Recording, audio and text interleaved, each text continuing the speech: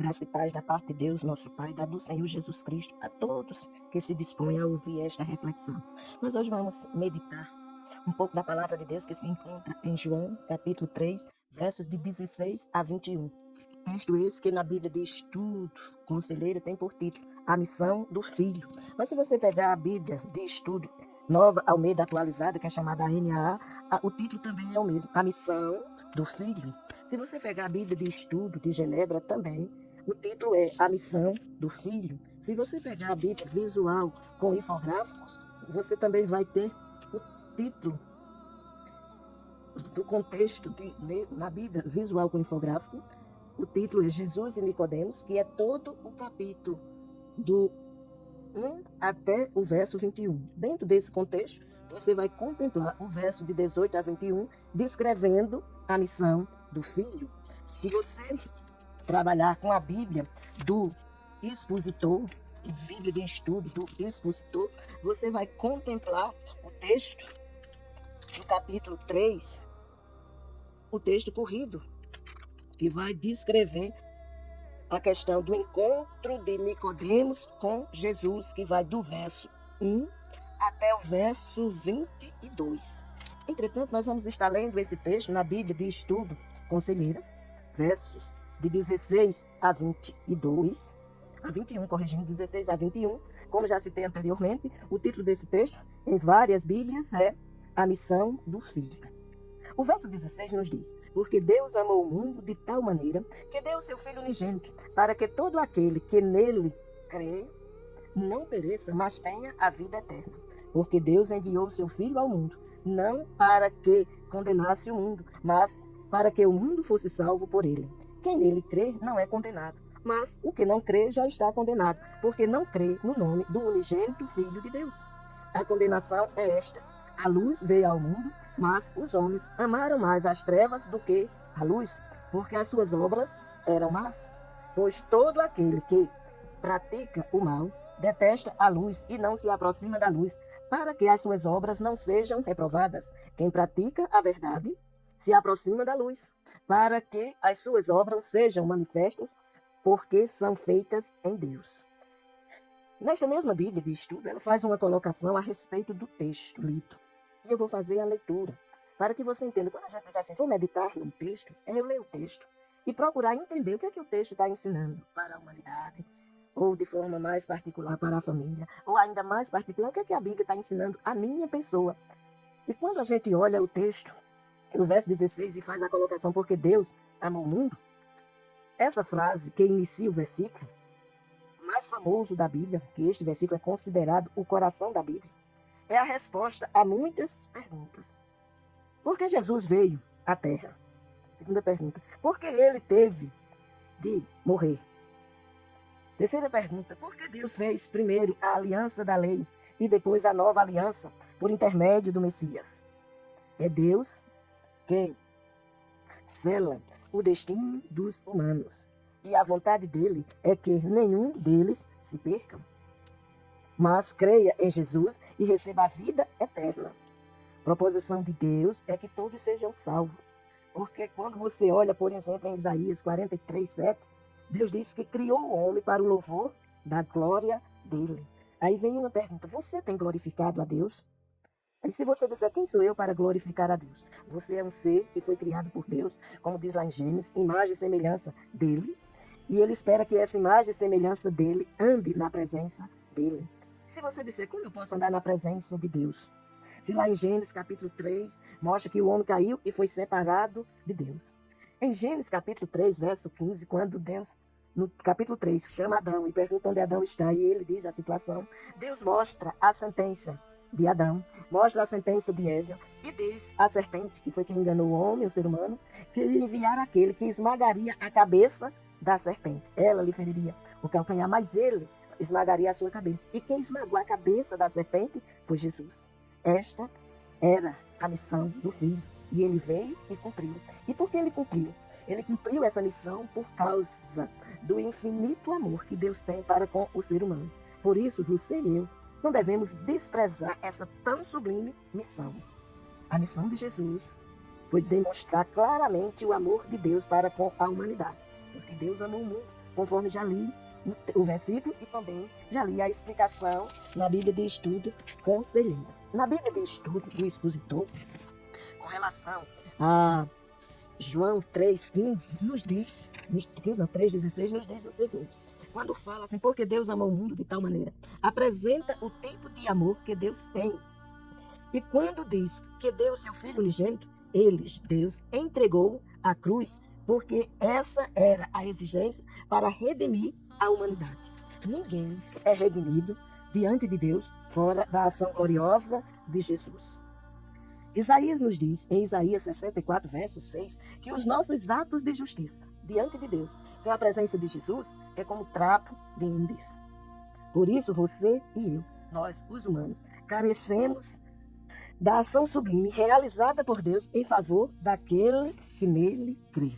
Ainda falando de João 3,16, de acordo com a Bíblia NAA, você tem: aqui está o mais famoso resumo do Evangelho de toda a Bíblia. Porque se começa, ou se conecta, ou se liga com o verso de João 3,15, que diz: para que todo o que nele crê tenha a vida eterna. Nenhum ser humano terá vida eterna com Deus se não for através de Jesus Cristo. O texto explica o que aconteceu para que fosse possível ter a vida eterna. Isto é, por meio da fé em Cristo.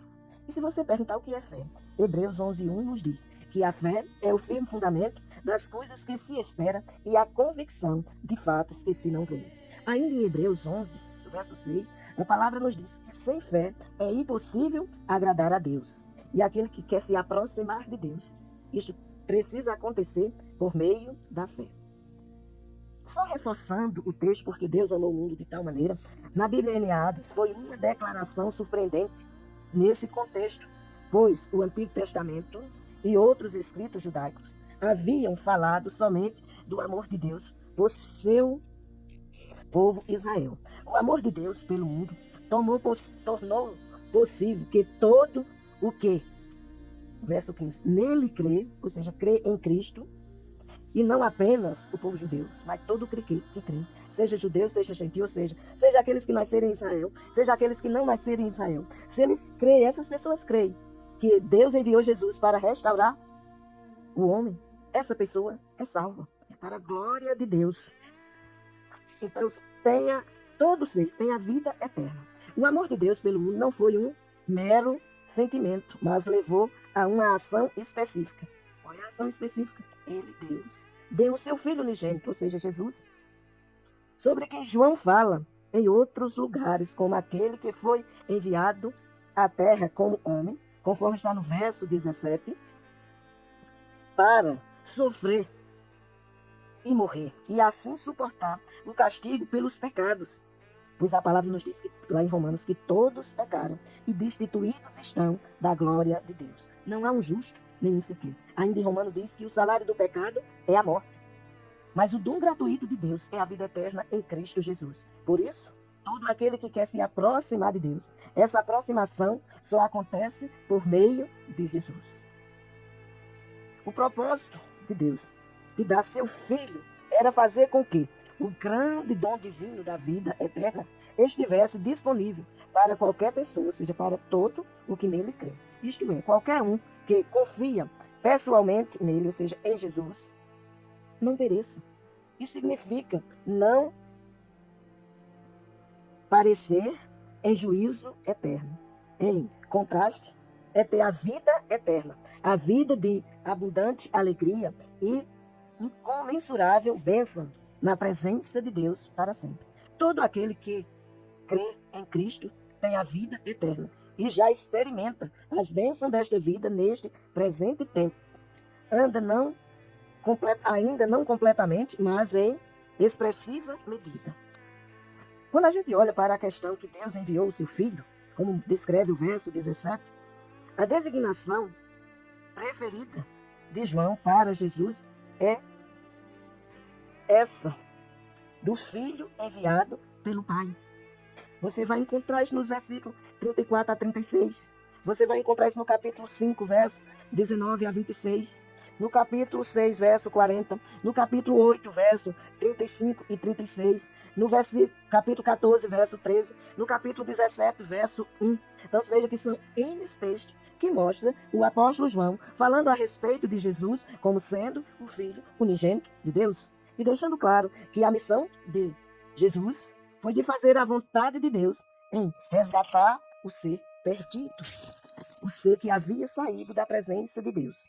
Na Bíblia de Estudo Conselheira, a respeito de para que o mundo fosse salvo, nos diz ainda que a intenção de Deus não é condenar nem acabar com a humanidade. Pelo contrário, é salvar. Isto serve perfeitamente como modelo de atitude nossa para com o mundo. Não julgar, não condenar, mas salvar, administrando a graça com a verdade, como Jesus fez com Nicodemos. Quando você lê todo o capítulo 3, você vai compreender que o Senhor Jesus disse a Nicodemos que é necessário nascer de novo. Nicodemos se preocupa com essa colocação, dizendo assim mesmo: como pode um homem velho voltar ao ventre materno e nascer de novo? E Jesus vai e diz a Nicodemos: quem nasce da carne é carne. Agora, quem nasce da água e do Espírito, esse nasce para Deus. Então, o ser humano precisa nascer para Deus. Porque de acordo com Efésios 2:1, o homem sem Deus, ele se encontra morto em seus delitos e pecados. E esse homem, para ter vida, precisa ter o único mediador. E o único mediador entre Deus e os homens é Jesus Cristo. Pois em João 14,6, Jesus deixa bem claro, dizendo para toda a humanidade: eu sou o caminho, a verdade e a vida. Ninguém vem ao Pai a não ser por mim. Então, não são obras, pois como já citei Isaías 64,6, não são obras que colocam o homem na presença de Deus. Tudo que eu venha fazer, o que você venha fazer, ou que qualquer ser humano na face da terra venha fazer, se não estiver em Cristo Jesus, essa ação não faz com que esse homem seja salvo. Por isso, o Senhor disse a Nicodemos: necessário te é nascer de novo. Esse necessário era para que se cumprisse no ser humano o que foi dito por Deus através do profeta Ezequiel, capítulo 36, dos versos 25 a 27, que o Senhor promete tirar do ser humano o coração de pedra e dar um coração de carne, sensível a ouvir a voz do Senhor. E que tira o espírito velho e dá um espírito novo. Por isso o Senhor diz: quem nasce da carne é carne. Agora, quem nasce da água e do espírito, esse sim nasce para Deus. Mas isso através da fé. Diz João 3,18: quem nele crê não é condenado. Quem crê em Jesus como o unigênito Filho de Deus, enviado exatamente para resgatar o ser humano que se encontra separado de Deus, esse tem em Cristo Jesus a vida eterna.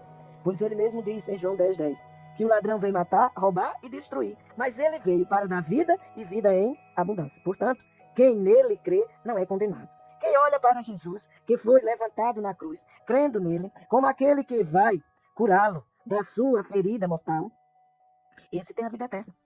Por enquanto, as serpentes do nosso pecado continuam por aí.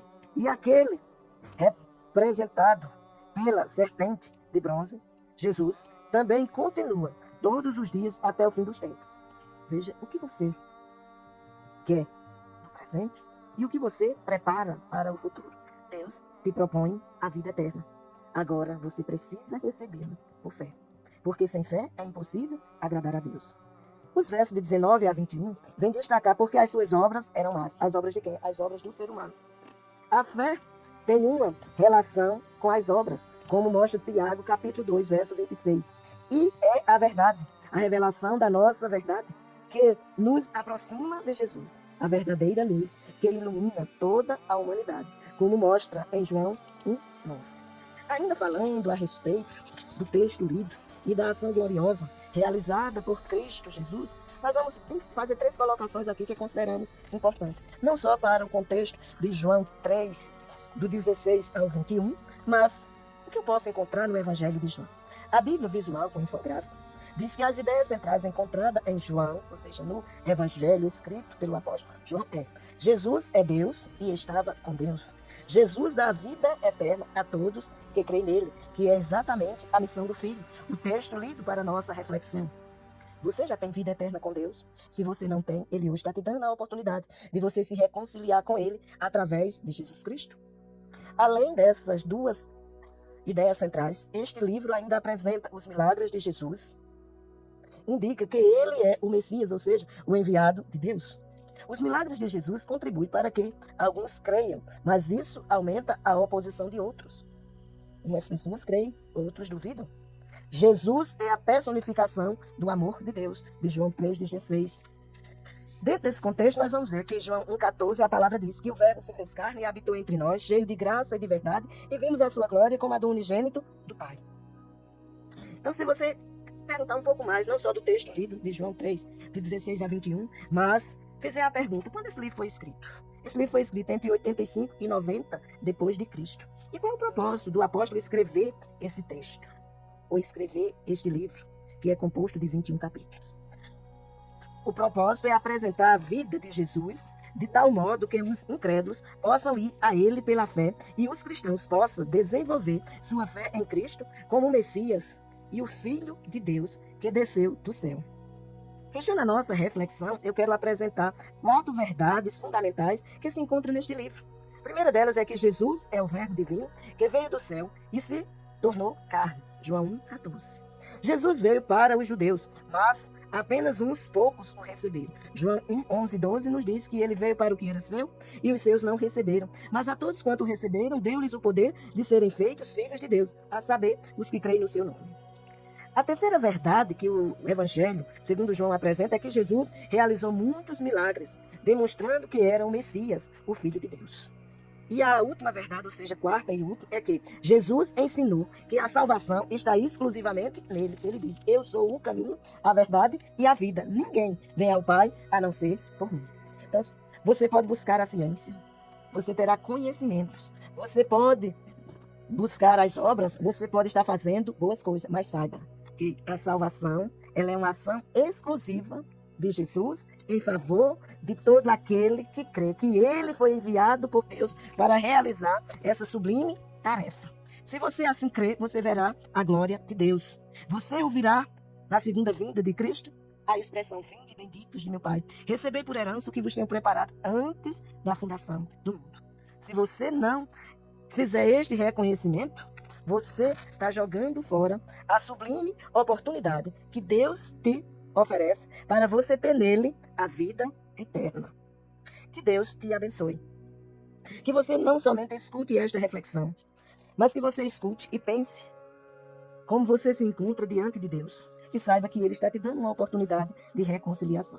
Se você está escutando esta reflexão e disser, eu já sou lavado e remido no sangue do Cordeiro, eu não preciso mais dessa reflexão. Eu quero te dizer que Ele está te dando a oportunidade de você falar para outros que a salvação só acontece por meio de Cristo Jesus e que isto Ele espera que sejam feitos, ou seja, anunciado por todos. Isaías 52:7 já nos diz que formosos são os pés daqueles que anunciam as boas novas de salvação. E as boas novas de salvação é Jesus Cristo, o unigênito Filho de Deus. Que Ele, pois, nos abençoe, hoje e sempre, em nome de Jesus. Amém.